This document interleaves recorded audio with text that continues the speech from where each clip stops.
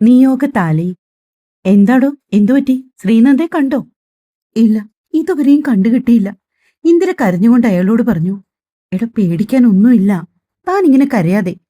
ഭാര്യയെ ആശ്വസിപ്പിക്കുന്നുണ്ട്. എങ്കിൽ പോലും മാധവനും ഉള്ളിന്റെ ഉള്ളിൽ വിഷമിക്കുകയാണ്. ഈശ്വര, ആ കുട്ടി ഇത് എവിടെ പോയി? അവൾക്ക് ആപത്തൊന്നും വരുത്താതെ ഇവിടെ എത്തിക്കണേ. അയാളും മനമുരുകി ഭഗവാനെ വിളിച്ചു പ്രാർത്ഥിച്ചു. ഇനി എവിടെ പോയി അന്വേഷിക്കും എന്നറിയാതെ അഥർവ് കാറ് മുന്നോട്ടെടുക്കാൻ തുടങ്ങിയപ്പോഴാണ് സെക്യൂരിറ്റി കാറിന്റെ അടുത്തേക്ക് ഓടി വന്നത്. സാറേ, ഇന്ന് ഏതോ ഒരു ക്ലാസ്സുകാർക്ക് മാത്രം സ്പെഷ്യൽ ക്ലാസ് എന്തോ ഉണ്ട്. പക്ഷെ അത് കഴിഞ്ഞു. കുറച്ചു കുട്ടികൾ പുറത്തേക്ക് പോയി. ഇനിയും കുട്ടികൾ വരാനുണ്ടോന്നറിയില്ല. സെക്യൂരിറ്റിയുടെ ആ വാക്കുകൾ അഥർവിന് തന്റെ മനസ്സിൽ ഒരു നേരിയ മഞ്ഞുകണം വീണതുപോലെ തോന്നി. ശ്രീനന്ദ ആ കൂട്ടത്തിൽ ഉണ്ടാകണമേ എന്ന് അറിയാതെ ആ നിമിഷം പ്രാർത്ഥിച്ചുപോയി അഥർവ്. അയാൾ പറഞ്ഞത് ശരിയായിരുന്നു. കുറേയേറെ കുട്ടികൾ ഒരുമിച്ചോ അല്ലാതെയും കോളേജ് ഗേറ്റിനടുത്തേക്ക് വരുന്നത് അഥർവ് കണ്ടു. അഥർവിന്റെ കണ്ണുകൾ ശ്രീനന്ദയെ തിരഞ്ഞു. നിരാശയായിരുന്നു ബലം. അവൻ കോളേജിനകത്തേക്ക് കാർ കയറ്റി. നോക്കുമ്പോ കാണുന്നത് ഏതോ മരത്തിന്റെ ചുവട്ടിൽ അലസമായി ചിന്തകളിൽ മുഴുകിയിരിക്കുന്ന നന്ദയാണ്. അഥർവിന്റെ കണ്ണുകൾ ചുരുങ്ങി. അവൻ കാറിൽ നിന്നിറങ്ങി നേരെ അവൾക്കടുത്തേക്ക് ചെന്നു. ശ്രീനന്ദേ! പെട്ടെന്നുള്ള അഥർവിന്റെ അലർച്ചയിലാണ് ശ്രീനന്ദയെ ഞെട്ടലോടെ അവനെ നോക്കിയത്. പെട്ടെന്ന് അഥർവിനെ അവിടെ കണ്ടതും അവൾ ചുറ്റുമൊന്നു നോക്കി. എന്താ ഇവിടെ? അവളുടെ ആ ചോദ്യം കൂടെ കേട്ടതോടെ അഥർവിന്റെ ദേഷ്യം അതിന്റെ ഉച്ചയിലെത്തി. അതുകൊള്ളാം, ക്ലാസ് കഴിഞ്ഞ് ഇവിടെ ഇങ്ങനെ സ്വപ്നം കണ്ടിരിക്കുവാണോ? വീട്ടിൽ പോകണോ എന്നുള്ള ചിന്തയൊന്നും ഇല്ല തനിക്ക്? അതങ്ങനെ തന്നെ പറഞ്ഞിട്ട് കാര്യമില്ലല്ലോ. ദേഷ്യം കൊണ്ട് അവൻ എന്തൊക്കെയോ പിറുപിറുത്തു. ആകെ മൊത്തത്തിലൊന്ന് ഉലഞ്ഞിരിക്കുകയായിരുന്നു ശ്രീനന്ദ. ആ നിമിഷം അതിന്റെ കൂടെ അഥർവിന്റെ വാക്കുകളും. അവളൊന്നും മിണ്ടിയില്ല. മുഖം കുനിച്ചു പിടിച്ചവൾ അങ്ങനെ തന്നെ അവന്റെ മുമ്പിൽ നിന്നു.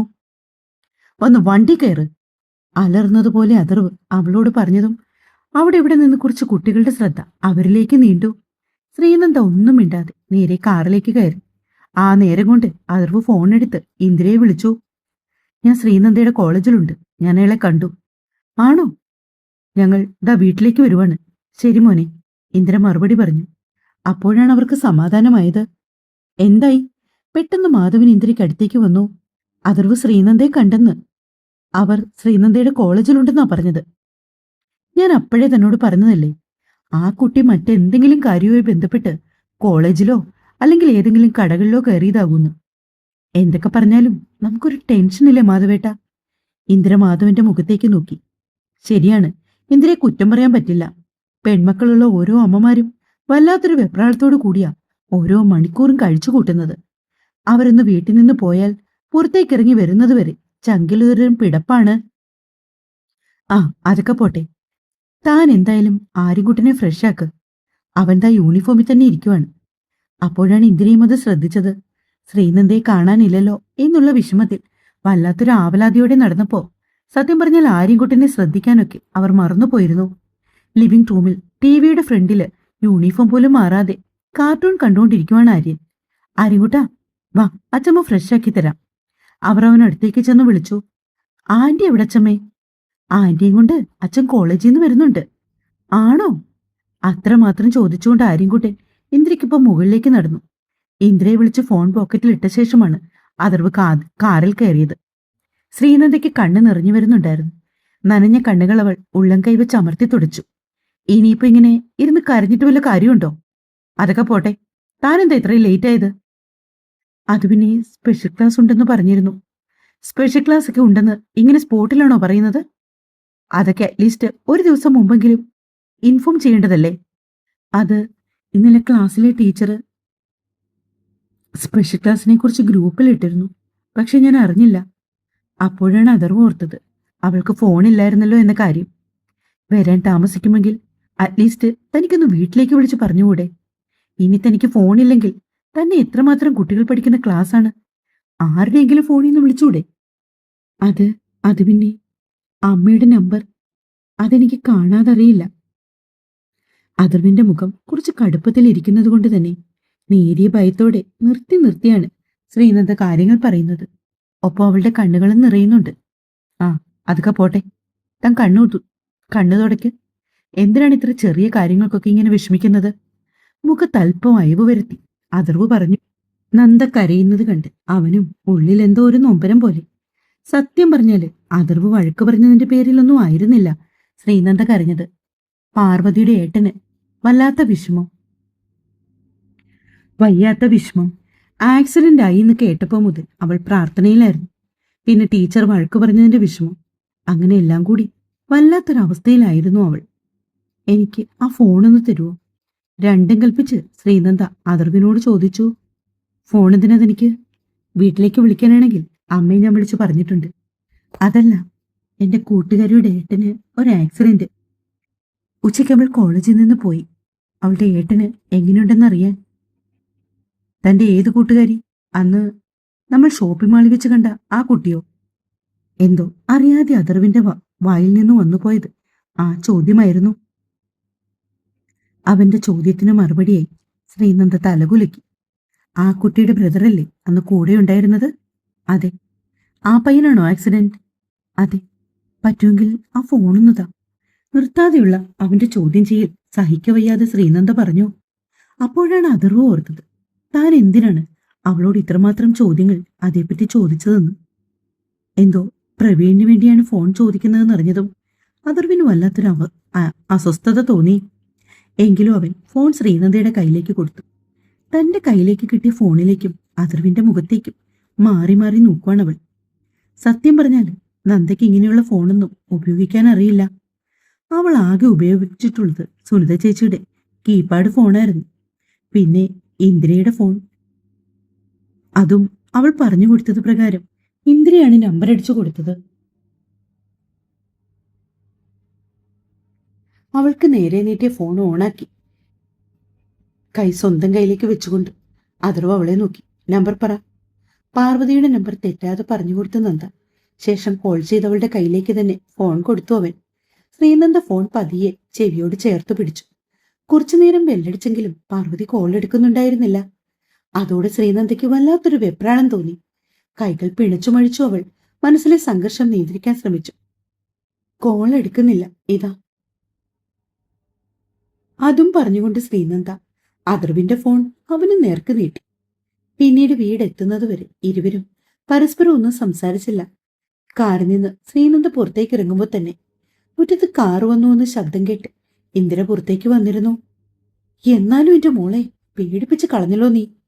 അതും പറഞ്ഞുകൊണ്ടാണ് ഇന്ദിര അവൾക്ക് അടുത്തേക്ക് വന്നത്. അതുവിന് അമ്മേ, സ്പെഷ്യൽ ക്ലാസ് ഉണ്ടായിരുന്നു. ഷോ, എന്നാലും അതൊന്ന് വിളിച്ചു പറയണ്ടായിരുന്നോ? ഏതെങ്കിലും കുട്ടികളുടെയോ മറ്റോ ഫോൺ വാങ്ങിയിട്ട്? അതുവിന് അമ്മേ. ശ്രീനന്ദ എന്തു മറുപടി പറയണമെന്നറിയാതെ നിൽക്കുന്നത് കണ്ടത് ഇന്ദിര തന്നെ പറഞ്ഞു തുടങ്ങി. ആ, അതൊക്കെ പോട്ടെ. എന്തായാലും ഇങ്ങ് എത്തിയല്ലോ, അത് തന്നെ സമാധാനം. വാ, ദാ ഇപ്പൊ തന്നെ സമയം 5 മണിയാകാറായി. വേഗം പോയി ഫ്രഷ് ആയിട്ട് വാ. അമ്മ എന്തെങ്കിലും കഴിക്കാൻ എടുത്തു വെക്കാം. നല്ല വിശപ്പുണ്ടാവുമല്ലോ. പിന്നെ ഒന്നും മിണ്ടാതെ നേരെ ശ്രീനന്ദ മുറിയിലേക്ക് നടന്നു. അവൾക്ക് പിന്നാലെയാണ് അഥർവ് കയറി വന്നത്. നീ ആ കുട്ടിയെ എന്തേലും പറഞ്ഞോ? അഥർവ് അതിന്റെ മുഖമൊക്കെ വല്ലാതെ ഇരിക്കുന്നു കേട്ടോ. ആകെ മൊത്തത്തിലൊരു സങ്കടം പോലെ. വരുന്ന വഴി കരഞ്ഞോ അവള്? ഇന്ദിര അഥർവിനെ നോക്കി ചോദിച്ചു. അഥർവിന്റെ ദേഷ്യം വെച്ചവൻ എന്തെങ്കിലും പറഞ്ഞിട്ടുണ്ടാകുമെന്ന് അവർ ഊഹിച്ചു. ഞാനൊന്നും പറഞ്ഞില്ല. എന്താ ഇത്രയും താമസിച്ചെന്ന് മാത്രമേ ചോദിച്ചുള്ളൂ. ശ്രീനന്ദ ഓൾറെഡി വിഷമിച്ചിരിക്കുമായിരുന്നു ഞാൻ കോളേജിലേക്ക് ചെല്ലുമ്പോൾ. ആ, ഇനി പോട്ടെ. ഇനിയിപ്പോ ആരും ഇതേപ്പറ്റിയൊന്നും കൂടുതൽ ചോദിക്കാനോ പറയാനോ നിൽക്കണ്ട അവളോട്. അതാ കുട്ടിക്ക് കൂടുതൽ വിഷമമാകത്തേ ഉള്ളൂ. ഇന്ദിര തീർപ്പ് പോലെ പറഞ്ഞതും ഒന്നും മൂളിക്കൊണ്ട് അഥർവ് അകത്തേക്ക് പോയി. മാധവൻ ലിവിംഗ് റൂമിലും ഇരുന്നു. എത്ര വേണ്ടെന്ന് വെച്ചിട്ടും ശ്രീനന്ദയ്ക്ക് തന്റെ കണ്ണുനീരിനെ നിയന്ത്രിക്കാൻ കഴിയുന്നുണ്ടായിരുന്നില്ല. എന്തുകൊണ്ടായിരിക്കും പാർവതി വിളിക്കാത്തത്? ഒരുപക്ഷെ ഇനി അവളുടെ ഏട്ടൻ എന്തെങ്കിലും അരുതാത്തത്? ശ്രീനന്ദ വേദനയോടെ ഓർത്തു. അതിനൊപ്പം തന്നെ ആൻസി ടീച്ചർ പറഞ്ഞ വാക്കുകളും അവളെ വല്ലാതെ മുറിവേൽപ്പിച്ചു. എന്തുകൊണ്ടാണ് ദൈവമേ എനിക്കെപ്പോഴും സങ്കടങ്ങൾ മാത്രം? ശ്രീനന്ദ കണ്ണീരോടെ അതും ചിന്തിച്ചു നിന്ന നേരത്താണ് മുറിയുടെ വാതിലിൽ ആരോ വന്ന് തട്ടിയത്. ആന്റി, ഞാനാ, തുറക്ക്. മറുപുറത്തു നിന്നും ആരിന്റെ ശബ്ദം കേട്ടതും ശ്രീനന്ദ പെട്ടെന്ന് തന്നെ കണ്ണു തുടച്ചുകൊണ്ട് പുറത്തേക്ക് ഇറങ്ങിച്ചെന്നു. എന്തുറ്റി ആര്യൻകുട്ട? ഇന്ന ഇത് ആന്റിക്ക് തരാൻ വേണ്ടിയിട്ട് ഞാൻ വന്നതാ. അതും പറഞ്ഞ് ആര്യൻ കയ്യിലിരുന്ന ഒരു ചോക്ലേറ്റിന്റെ പീസ് അവൾക്ക് കൊടുത്തു. അവളത് വാങ്ങിയതും അവൻ മുറിവിട്ടിറങ്ങി പോവുകയും ചെയ്തു. ശ്രീനന്ദ പിന്നെയും മുറിക്കകത്തേക്ക് തന്നെ കയറി.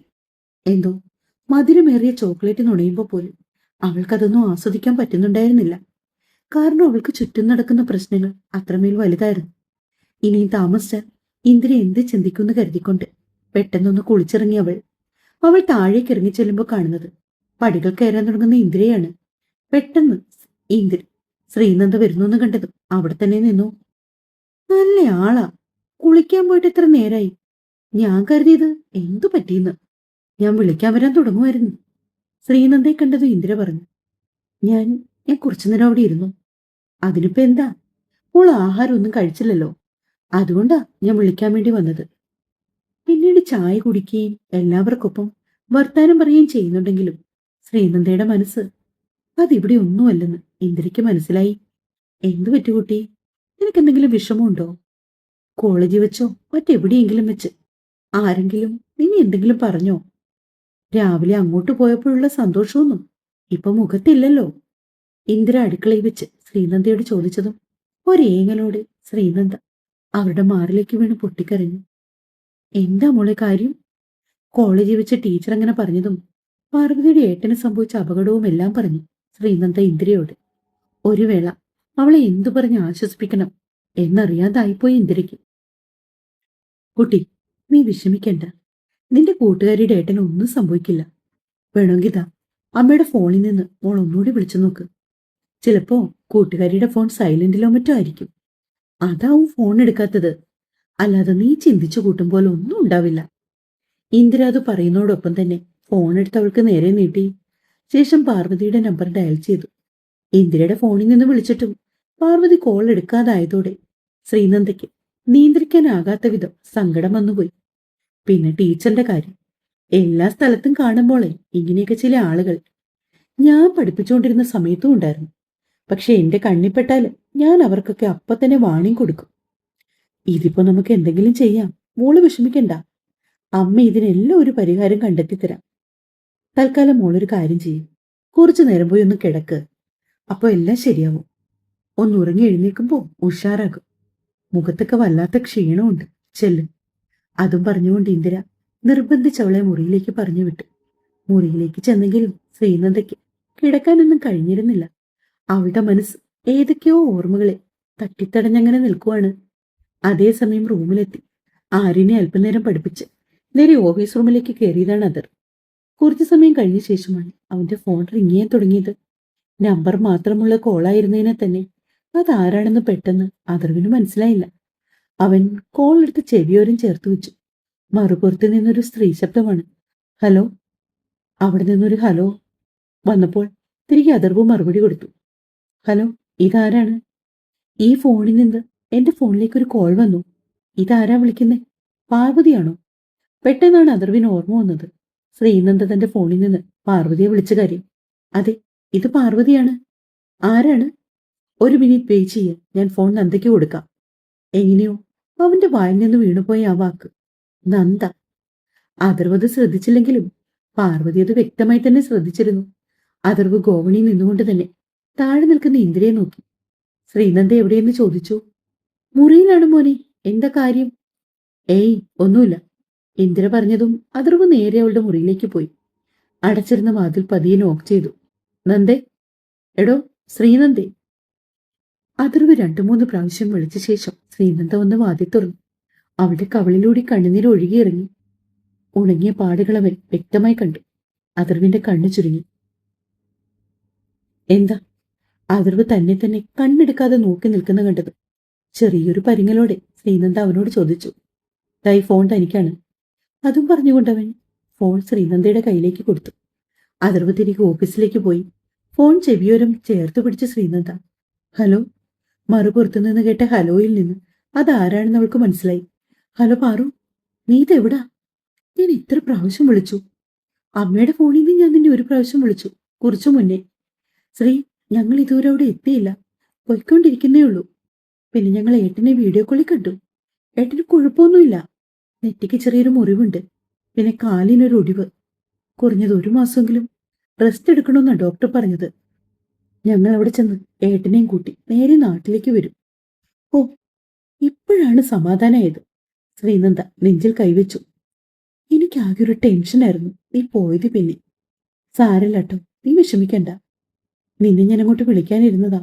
പിന്നുണ്ടല്ലോ പാറു, ഇന്നൊരു അബദ്ധം പറ്റി. ഇന്ന് ആൻസി ടീച്ചറിന്റെ വക സ്പെഷ്യൽ ക്ലാസ് ഉണ്ടായിരുന്നല്ലേ? അപ്പോഴാണ് പാർവതി അതേപ്പറ്റി ചിന്തിച്ചത്. ശോ, നീ എന്ത് ചെയ്തു ശ്രീ? ഞാൻ സത്യം പറഞ്ഞാൽ നിന്നോട് അതേപ്പറ്റി പറയാൻ മറന്നുപോയി.